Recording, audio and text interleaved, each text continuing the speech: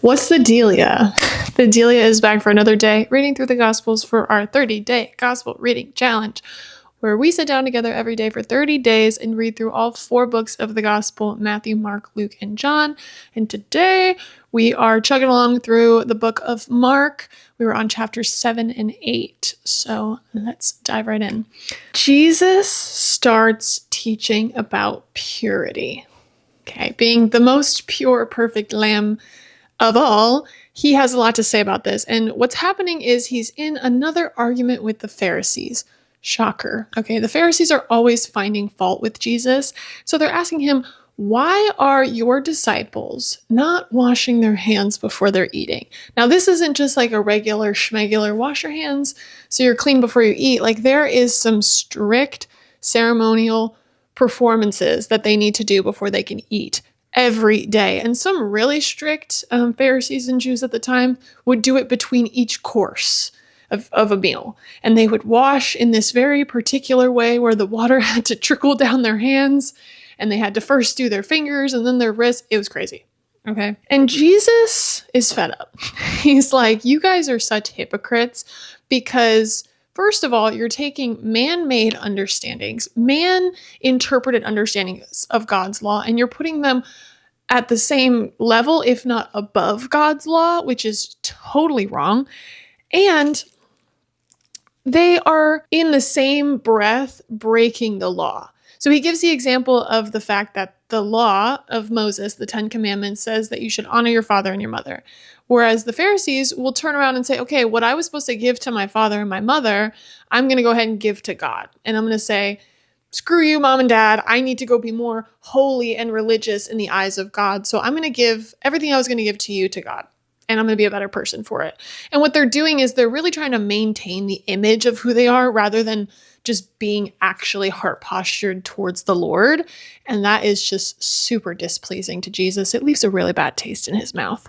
And we dabble in this concept of legalism. Legalism is, again, taking a man-made concept and turning it into God's word and putting it at the same level, if not above God's word, in order to be righteous by your faith, by your works.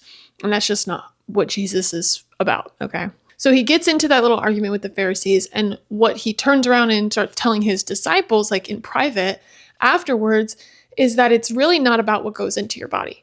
He says, it's not about what goes into your body that defiles you. You are defiled by what comes out of your heart. And he starts telling them these 13 different things that your heart has in them. A heart is filled with sin, wickedness, theft, murder, adultery, greed, deceit, lust, envy, slander, pride, foolishness. That's all in your heart, especially if your heart is being manipulated and filled with evil, because it does matter what you put into your body as far as like, you know, what you watch, what you listen to, what you believe. But in the context of food, he's like, it's really not, it's not about that. A lot of what the Christian walk is not between right and wrong, but it is more of like a conscious understanding between you and God. You know, whatever you believe at the time is right for you, let that be right for you. I believe that's in 1 Timothy, is that everyone has their own belief about what is right for them. And God is going to convict you at the time that he's going to convict you for that. And, you know, it's not up to man to decide what is legal and not legal and what's right and what tradition is good and what's going to get us into heaven. It's like Jesus came to eradicate all that. And so the Pharisees are just not understanding that. After he's eradicating this concept of clean and unclean food, Jesus literally shows in real time as an example of not following tradition by going to a land of Gentiles. He leaves the place of Galilee and goes out to Tyre, which is an area filled with like more Gentile people.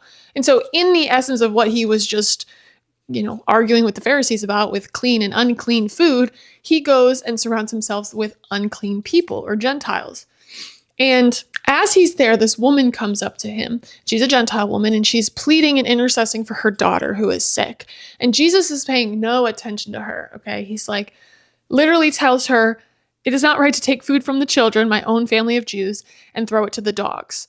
So he's telling her, like, you have no right to ask for a miracle from me because you are not God's chosen people. And her response is a response of faith and humility in saying that she's like, I know I have no right to ask for this, but even the dogs can have scraps from the master's table. And with that answer, he then tells her, by your faith, it is healed. And we saw in the sections yesterday that faith heals. In the acts of the woman bleeding for 12 years and Jairus and his daughter, like faith is what heals people. And so I thought that was a really good example, along with the next example of Jesus healing with his power and his might tied with people's faith and humility. And that is the healing of a deaf man. This one's kind of silly because Jesus is walking and this man is presented to him. So again, his friend's faith and the people around him's faith is what heals him because he's deaf. Yeah, he can't hear. And Jesus walks up to him and he pretty much gives him a wet willy. Okay, he sticks his fingers in his ear and he puts his finger on his tongue and he tells him to speak. And it's funny because, first of all, he's giving him a wet willy, but it's showcasing the many different ways that Jesus can heal. He was not limited to one different way. He healed by a woman touching his clothes. He healed the Roman officer's son by just telling him from where he was standing, it is done. He heals by spitting in someone's ears. Like, there's many different ways that Jesus can come in and fix things, and his power is not limited at all. And as he was doing this, it says that he looked up to the heavens and he sighed. And then he said a word that I can't pronounce, and which means be opened. What I liked about the word sighed is it reminds me of Romans 8:26, where the Spirit is going to intercede. Paul tells us the Spirit intercedes for us in prayer. And so when I'm praying, sometimes I don't even know what I'm saying. I am just wailing and crying because God knows, okay? Even just a deep sigh and a Jesus help me, he knows. And his power, again, is not limited to our own human understanding and our human strength. The Spirit comes in and connects us to the Father. Praise be to God. So that wraps up chapter 7, and we go into chapter 8 with Jesus circling back to a miracle that we saw him do yesterday, I believe. And that is feeding people. Our good shepherd will feed, okay? He is bombarded by another large crowd of people, and he is moved to compassion with them because he sees that they're hungry and they're tired and they are sheep without a shepherd. So he turns to his disciples and he asks them yet again, what do we do? How do we feed these people? How are you going to feed these people? He's testing his disciples. And somehow in their human, brains, they forgot. They could not remember what he just did 2 days ago, where he fed 5,000 people. And they said, how are we supposed to find enough food to feed them out here in the wilderness? And Jesus was like, shake my head. Y'all just don't remember. And so he says, how much do we have? God starts his provisions with what we already have. And they had 7 loaves of bread. So he blessed it and he broke it and he created a meal. And then after he broke the bread, they found 2 fish. Now there was a little bit of discussion within my research about why it was not all presented to him at once. Were the disciples unsure of if he could provide? Did they need to see it first to then believe? Or was it just later found? Those are questions that are genuine in belief and understanding about the Bible, and it can be interpreted in so many different ways. So I think that's what's so interesting about this word is that it reveals truth, but it reveals it differently to everybody, and it's all common under one big umbrella of faith and the Spirit. So really cool just to think about. After he does that, the Pharisees run up on him again. Okay, these Pharisees are full of pride and arrogance. They're witnessing him feeding 5,000, healing people, and walking on water, and all these amazing things. And they still have the audacity to say, show us another sign. Show us. Show us like Elijah showed us. Send down fire from heaven. Be this big, raging, powerful Messiah that you claim to be. And that is where people just get it wrong about Jesus. He came first to be humble and have humility, and he's trying to tell them, no, I'm not going to heal and show my power in the context to please you and get you to believe when you already have a hardened heart.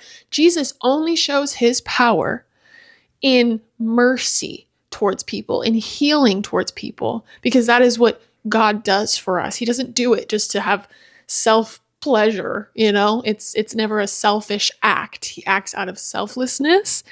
And it says here that they were testing him, but in reality, because of the hardened hearts of the Pharisees, it really was this tempt from the devil, like using the Pharisees. If you really tie it back to the temptation of Jesus back in Matthew, it's like the devil is going to tempt you to fall, to go against God's word and provision.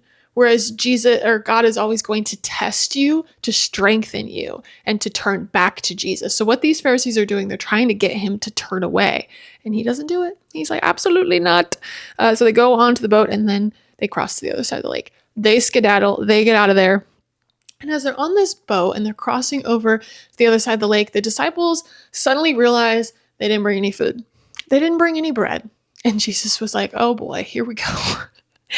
And what is specific and interesting about the concept of bread, or leaven, as used in different translations, leaven is referred to as the work of sin of pride. So he's warning them, he's listening to them banter about the fact that they have no food, don't know where all the leftovers from the miracle of feeding 4,000 went, but they don't have any bread on this boat. And Jesus is like, watch out, because the yeast of the Pharisees, the small amount of leaven that you can take from the Pharisees, can be integrated into yourself. Basically saying, don't listen to the pride and the doubt and the fear that all these other people with hardened hearts are not opening up to with God. I feel like I'm kind of not making sense. He's saying, remember what I have done in the past. God's past miraculous ways of sustaining us can always be a comfort for the future care and the love that he's going to continue to pour out on us. It's just like any other relationship. If somebody shows you time and time again who they are and what they do for you, and they stay with you and they care for you, don't you think that you can believe that they're going to keep doing it? But again, the disciples are all also human, okay? Jesus has to continue teaching them. And although I do hear a tone of frustration in the sense that he has to keep repeating himself, it's all in love. Jesus is always explaining and teaching in love, and love is truth. And sometimes it's frustrating. So after he's explaining to them their own spiritual blindness, because they are being blinded by what the Pharisees are putting into their minds and like into their hearts, he demonstrates firsthand, physically in front of them, a healing of a blind man.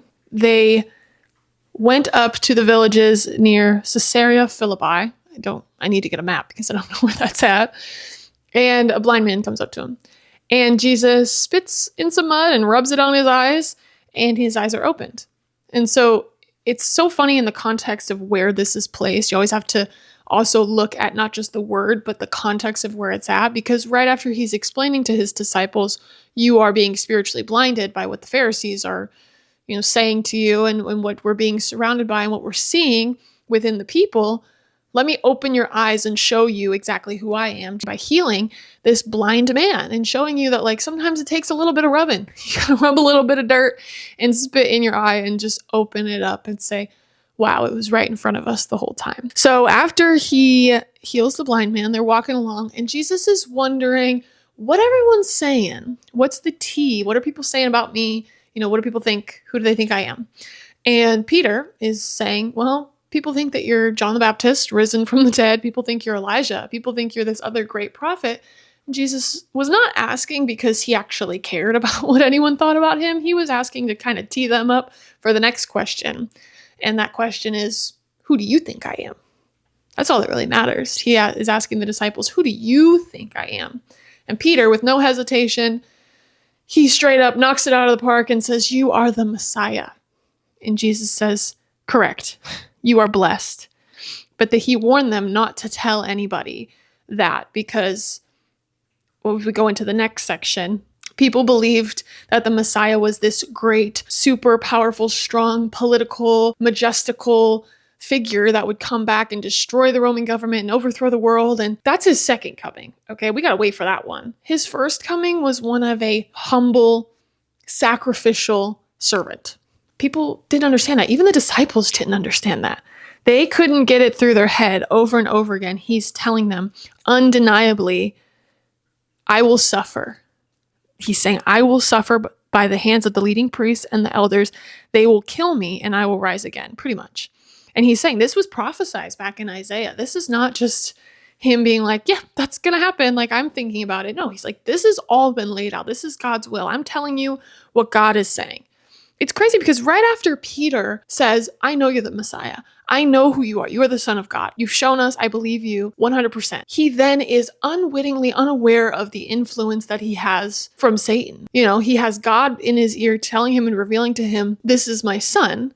And then 2 seconds later, he turns around and he has Satan telling him, no. That's not going to happen to Jesus. You need to tell him that's not going to happen to you. And so that's what Peter does. He turns around and he's like, Jesus, you got to stop talking like you're about to die. Like that can't happen to you. You're the Messiah. You're this big political figure that's going to overthrow everything, right? You're strong. And Jesus tells Peter, get away from me, Satan. Get away from me. You are thinking in your own man-made ideas, okay? And that's so humbling and it's so comforting to understand that the most blessed people, if not fortified in their mind, can also be influenced by the devil. Like, you don't have to be demon possessed to be swayed into different beliefs. It's just if you allow yourself with a sincere heart and God's provision in your heart, you can still allow your mind to be unknowingly tricked and deceived into different understandings that aren't from God. So as we're wrapping up chapter 8 and our time together, Jesus shows us how to be like him. He tells us that if anyone wants to be my disciple, you must give up your own way, take up your cross, and follow me. The cross, even before Jesus got up on it, was a known symbol of death. That's the only symbol it is. It's not a symbol of tradition. It's not a symbol of religious belief. It's a symbol of death. It is a symbol of dying to yourself every day, and not just denying, the pleasures that you want to do for like the short-term benefit. It's like making yourself other-centered, denying yourself and making yourself less and saying less of me, more of him. And by him, it's him in other people. It's serving others and telling other people the truth, being kind in love and truth, and saying, this is the way. This is the truth. And I think one of the other most important parts of this last section as we wrap up is he's saying, if anyone is ashamed of me and my message in these sinful days, the Son of Man will be ashamed of that person when he returns to glory in front of his Father. If you deny me in front of others as you live on this earth, I will deny you in front of my Father come eternal judgment day. And that sends a shiver down my spine. That is the whole reason why I get in front of this silly little camera and I practice my articulation and I try and share it in the best way that I know possible and in the way that God's provided for me in my life right now, because there will come a day. There will come a day. And it may come tomorrow and it may come 10,000 years from now. But we need to be ready, and we cannot be indifferent about what God says is going to happen. And so that is the dealia. That is our time together. I appreciate you guys being here with me, and I hope and pray that this touched somebody and helped somebody. And if not, well, we'll try again tomorrow. Thank you.